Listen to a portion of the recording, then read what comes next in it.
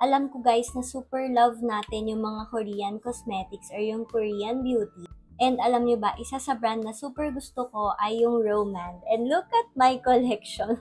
Meron ako nung mga tints nila, ayan. And then ito, meron sila nung limited edition, yung Sanrio X Roman. And ngayon, since super like ko yung gloss, eto, nakakuha na tayo nung Roman na Lasting Color Gloss. Yung shade na kinuha ko is 02 or Nutty Vague. And ang kagandahan dito, no, mismo na siya sa Roman Official. Dati kasi 'di ba, nagpapa-ship pa tayo, ganyan. Pero ngayon meron na silang physical store dito and also meron na rin sila sa TikTok shop. And yung presyo niya is around 300 to 400 pesos only. Sa inyo yung 02 na shade. And ayun siya. Ang ganda niya. Nude color siya. Ang ganda. And super glossy niya. May onti siyang scent. For me, tolerable naman siya. So, if ever na medyo sensitive kayo sa scent ng mga products, dapat i-take note yun. And ayan siya. Pag natapatan siya ng ilaw, diba? Sobrang ganda ng pagkakagloss niya. And yung gloss niya parang mala lip oil levels.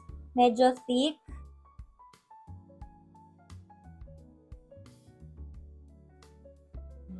Ayan siya. So, again, meron akong dark lining sa lips. Ayan, dito sa outer lip natin. And medyo, kita lang siya ng kaunti. Pero grabe yung pagka-glossy ng ating lips. 02 Nutty Vague. Gusto ko yung kulay niya. Ganda. Hindi siya malagkit. Pero alam mo talaga na may nakalagay sa lips mo. Pero ano, okay lang naman, magaang siya.